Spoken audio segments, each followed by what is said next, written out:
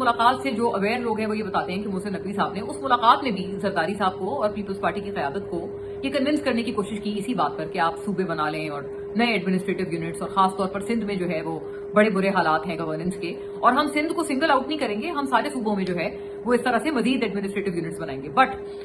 باخبر ذرائع یہ بتاتے ہیں کہ زرداری صاحب نے اور پیپلز پارٹی کی قیادت نے ان کو نو کر دیا، اور جب ان کو نو کر دیا اس کے بعد محسن نقوی صاحب نے اس ایونٹ میں جہاں پر وہ موجود تھے انہوں نے یہ تقریر کی، اور اس تقریر میں انہوں نے برملا اس بات کا اظہار کر ڈالا جو کہ انہوں نے زرداری صاحب سے بھی بالکل گزشتہ روز میٹنگ میں کیا تھا، اور جو وہ جس کے اوپر آمادہ نہیں ہوئے تھے.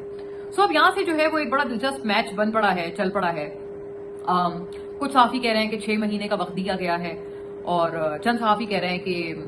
جو 6 مہینے کا وقت ہے وہ ایسی کوئی بات نہیں ہے، یہ بات کسی نے نہیں کہی ہے. اور سچی بات یہ ہے کہ کون سی جماعتیں جو ہیں وہ کھل کر اس آئیڈیا کو سپورٹ کر رہی ہیں وہ بھی بڑی انٹرسٹنگ چیز ہے. نمبر 1 جماعت جو اس وقت اس آئیڈیا کو، صوبوں کے آئیڈیا کو پروموٹ کر رہی ہے اور سپورٹ کر رہی ہے وہ ہے استحکام پاکستان پارٹی، علیم خان صاحب کی پارٹی. دوسری جو جماعت ہے جو کہ اس کو سپورٹ کر رہی ہے وہ ہے NDC، نیشنل ڈائیلاگ کمیٹی، جو کہ فواد چودھری، عمران اسماعیل جو ایکس PTI کیڈرز ہیں ان کی پارٹی ہے، وہ لوگ بھی سپورٹ کر رہے ہیں. اور تیسری جماعت، لیٹ می سے دس، تیسری جماعت جو ٹو این ایکسٹینٹ اس آئیڈیا کو سپورٹ کر رہی ہے، آپ کو سن کے بڑی حیرت ہوگی، وہ ہے PTI. عمران خان صاحب کے پرانے بیانات بھی جو ہیں وہ اب سامنے آ رہے ہیں، جہاں پر وہ کہتے تھے کہ ہاں نئے ایڈمنسٹریٹو یونٹس جو ہیں وہ ہونے چاہیے تاکہ گورننس بہتر ہو. بیرسٹر سیف، جن کے بارے میں یہ پرسیپشن ہے کہ وہ اسٹیبلشمنٹ سے بڑے قریبی ہیں اور ان کے بڑے اچھے تعلقات ہیں ود پیپل ہو میٹر، انہوں نے بھی کہا ہے کہ ہاں یہ ہونا چاہیے. اور چوتھی جماعت جو اس کو سپورٹ کر رہی ہے وہ تو سب سے جو ہے ٹاپ پر ہے. وہ ٹاپ پر اس وجہ سے ہے کیونکہ اس جماعت نے